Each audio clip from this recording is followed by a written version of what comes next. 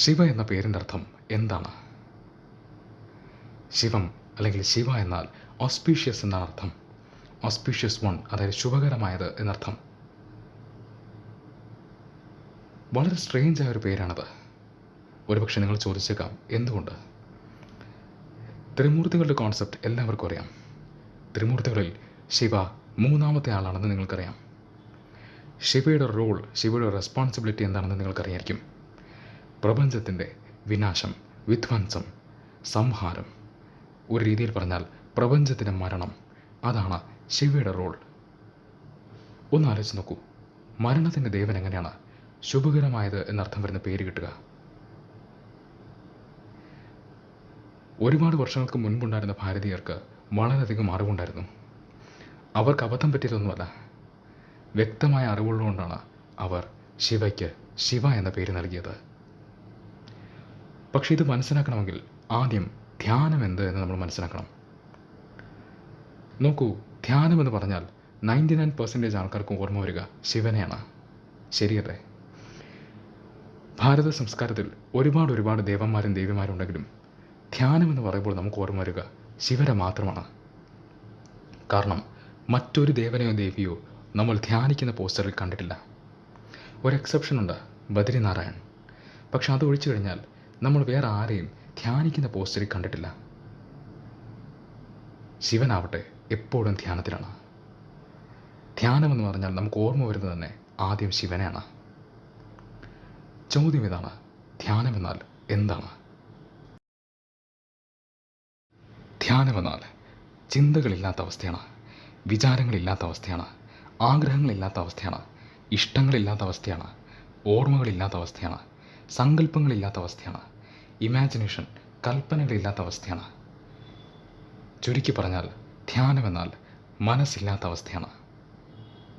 ധ്യാനമെന്നാൽ മനസ്സിൻ്റെ മരണമാണ്. ഇതുകൊണ്ടാണ് ശിവൻ മരണത്തിൻ്റെ ദേവനാവുന്നത്. കാരണം ധ്യാനമെന്നാൽ മരണമാണ്. മനസ്സിൻ്റെ, ഞാൻ എന്ന ഭാവത്തിൻ്റെ. മനസ്സില്ലാത്ത അവസ്ഥ, പരിശുദ്ധമായ ബോധത്തിൻ്റെ അവസ്ഥ, ജീവൻ മാത്രമുള്ള അവസ്ഥ, ശുദ്ധമായ ചൈതന്യത്തിൻ്റെ അവസ്ഥ. ഒരുപാട് പേർ എല്ലാം ഉപേക്ഷിച്ച് ധ്യാനിക്കാൻ ഹിമാലയത്തിലോ അല്ലെങ്കിൽ ഏതെങ്കിലും മലയിലോ ഗുഹയിലോ ഒറ്റയ്ക്ക് ധ്യാനിക്കാൻ ശ്രമിക്കാറുണ്ട്. ഇത് ശരിയായ രീതിയിൽ ചെയ്തില്ലെങ്കിൽ ഇതുകൊണ്ട് യാതൊരു ഉപയോഗവുമില്ല. കാരണം എന്തൊക്കെ ഉപേക്ഷിച്ചു എന്ന് പറഞ്ഞാലും, എന്തൊക്കെ വിട്ടിട്ട് പോയി എന്ന് പറഞ്ഞാലും, ഒരാളുടെ മനസ്സ് അയാളുടെ കൂടെയുണ്ട്. അയാളുടെ മനസ്സിനെ ഉപേക്ഷിച്ചിട്ടില്ല. ഇതുകൊണ്ട് തന്നെ അയാൾ എവിടെ പോയിരുന്നാലും അയാളുടെ ഉള്ളിൽ അയാളുടെ ഇഷ്ടങ്ങളുണ്ട്, അയാളുടെ ബന്ധങ്ങളുണ്ട്, അയാളുടെ ഓർമ്മകളുണ്ട്, അയാളുടെ ശത്രുക്കളുണ്ട്, അയാളുടെ സ്വപ്നങ്ങളുണ്ട്, അയാളുടെ ആഗ്രഹങ്ങളുണ്ട്. കാരണം മനസ്സാണ് യഥാർത്ഥത്തിൽ നമ്മുടെ ലോകം. നിങ്ങളോടൊരു ചോദ്യം ചോദിക്കട്ടെ, നിങ്ങൾ യഥാർത്ഥത്തിൽ ജീവിക്കുന്നത് ഈ ലോകത്തിലാണോ അതോ നിങ്ങളുടെ മനസ്സ് സൃഷ്ടിച്ച ലോകത്തിലാണോ? ആത്മാർത്ഥമായിട്ടാണ് നിങ്ങൾ ഉത്തരം തരുന്നതെങ്കിൽ ഉത്തരം മനസ്സ് സൃഷ്ടിച്ച ലോകം എന്നതാണ്. ഇതുകൊണ്ട് തന്നെ നമ്മൾ എവിടെ പോയിരുന്നാലും, എത്ര നാൾ ഒറ്റയ്ക്കിരുന്നാലും, നമ്മുടെ മനസ്സ് നമ്മുടെ കൂടെ ഉണ്ടെങ്കിൽ ധ്യാനം സാധ്യമാവില്ല. അതുകൊണ്ടാണ് കുറച്ച് മുൻപ് പറഞ്ഞത് ധ്യാനമെന്നാൽ മനസ്സിൻ്റെ മരണമാണെന്ന്. അതുകൊണ്ടാണ് ശിവൻ മരണത്തിൻ്റെ ദേവനാവുന്നത്. മനസ്സിൻ്റെ മരണമാണ്, ഞാൻ എന്നതിൻ്റെ മരണമാണ്. അതുകൊണ്ട് തന്നെയാണ് അദ്ദേഹം ഓസ്പീഷ്യസ് ഒന്നായി മാറുന്നത്, ശുഭകരമായ ഒന്നായി മാറുന്നത്. കാരണം മനസ്സിൻ്റെ മരണം ബോധത്തിൻ്റെ ജനനമാണ്. വളരെയധികം ഇൻട്രസ്റ്റിങ്ങും നിങ്ങൾ സാധാരണഗതിയിൽ കേൾക്കാൻ സാധ്യതയില്ലാത്തൊരു ഇൻഫോർമേഷൻ ഷെയർ ചെയ്തുകൊണ്ട് ഇന്നത്തെ വീഡിയോ അവസാനിപ്പിക്കാം. നിങ്ങളിൽ ചിലരെങ്കിലും ഓറ എന്ന വാക്ക് കേട്ട് കാണും. പറയുന്നത് ഒരാളുടെ ചുറ്റിനും ഒരു എനർജി ഫീൽഡ് ഉണ്ടെന്നാണ്. അതിനെ ഓറ എന്ന് വിളിക്കുന്നു. ഒരുപാട് വർഷങ്ങൾക്ക് മുമ്പ് ഭാരതീയർ ഓറ എന്ന കോൺസെപ്റ്റിനെ കുറിച്ച് സംസാരിച്ചിട്ടുണ്ട്. നിർഭാഗ്യവശാൽ തെളിവുകളൊന്നും ഉണ്ടായിരുന്നില്ല. പക്ഷെ വളരെ ഇൻട്രസ്റ്റിംഗ് ആയ ഒരു കാര്യം എന്തെന്നാൽ, കുറച്ച് വർഷങ്ങൾക്ക് മുൻപ് റഷ്യയിൽ ഒരു ടെക്നോളജി ഉണ്ടായിരുന്നു, കിർലിയാൻ ഫോട്ടോഗ്രാഫി. വളരെ ഇൻട്രസ്റ്റിംഗ് ആണത്. കാരണം കിർലിയാൻ ഫോട്ടോഗ്രാഫിക്ക് ഒരാളുടെ ചുറ്റിനുമുള്ള എനർജി ഫീൽഡിൻ്റെ ഫോട്ടോ എടുക്കാൻ സാധിക്കുമത്രേ. പറയുന്നത് കിർലിയൻ ഫോട്ടോഗ്രാഫിക്ക് ഒരാളുടെ ചുറ്റിനുമുള്ള അയാളുടെ ഓറയുടെ ചിത്രം എടുക്കാൻ സാധിക്കുമത്രേ. റഷ്യക്കാർക്ക് ധ്യാനവും ശിവനെക്കുറിച്ചും ഒന്നും അറിയില്ല. അവർക്ക് ശിവലിംഗത്തെക്കുറിച്ചും അറിയില്ല. പക്ഷെ അവർ വളരെയധികം ഇൻട്രസ്റ്റിംഗ് ആയ ഒരു കാര്യം കിർലിയൻ ഫോട്ടോഗ്രാഫിയിലൂടെ നോട്ട് ചെയ്തിട്ടുണ്ട്. അതിതാണ്, ഒട്ടും സമാധാനമില്ലാത്തൊരു വ്യക്തിയുടെ ചിത്രമെടുക്കുമ്പോൾ അതിൽ അയാളുടെ ഓറ ഒട്ടും യൂണിഫോം ആയിരിക്കില്ല. അത് എല്ലായിടത്തും ഒരുപോലെ ആയിരിക്കില്ല. അത് മുറിഞ്ഞായിരിക്കും ഇരിക്കുക.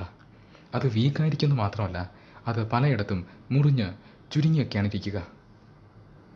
അതേസമയം വളരെയധികം സമാധാനമുള്ളൊരു വ്യക്തിയുടെ കിർലിയൻ ഫോട്ടോഗ്രാഫ് എടുക്കുമ്പോൾ അതിൽ കാണുന്ന ഓറയുടെ ഷേപ്പ് തീർത്തും വ്യത്യസ്തമാണ്. അത് യൂണിഫോമാണ്, സ്ട്രോങ് ആണെന്ന് മാത്രമല്ല, അതിന് അണ്ഡാകാരമാണ്. മുട്ടയുടെ ഷേപ്പാണ് അണ്ഡാകാരം. നിങ്ങൾക്ക് എന്തെങ്കിലും ഓർമ്മ വരുന്നുണ്ടോ? ശിവലിംഗത്തിന് അണ്ഡാകാരമാണ്. പറയുന്നത് പ്രപഞ്ചത്തിനും ഒരു മുട്ടയുടെ ഷേപ്പാണെന്നാണ്. ബ്രഹ്മാണ്ഡം എന്ന വാക്ക് നിങ്ങൾ കേട്ടിട്ടില്ലേ?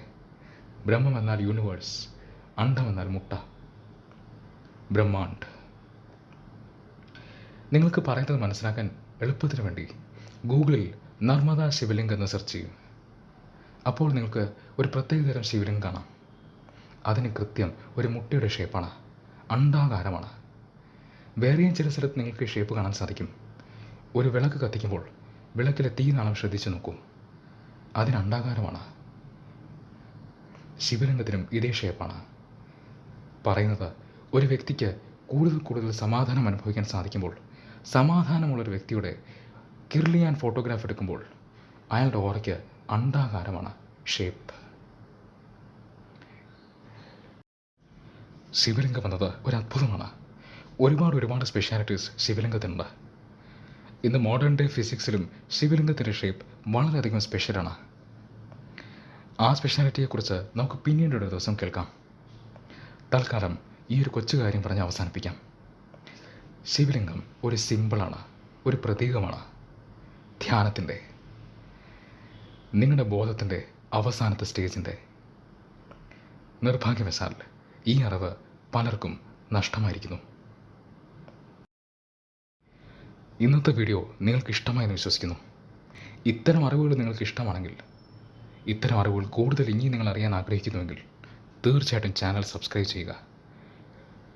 കാരണം ഒരു പുതിയ വീഡിയോ വരുമ്പോൾ നിങ്ങൾക്കൊരു പുതിയ അറിവ് ലഭിക്കുന്നു എന്നതിനൊപ്പം അത് ഈ ചാനലിന് കിട്ടുന്ന വളരെ വലിയൊരു സപ്പോർട്ടാണ്. ഇന്നത്തെ വീഡിയോ ഇഷ്ടമായെങ്കിൽ തീർച്ചയായിട്ടും വീഡിയോ ലൈക്ക് ചെയ്യുക. ഈ നല്ല അറിവ് മറ്റുള്ളവരിലേക്ക് ഷെയർ ചെയ്യുക. നിങ്ങളുടെ അനുഭവങ്ങൾ, അറിവുകൾ കമൻസിലൂടെ പങ്കുവയ്ക്കുക.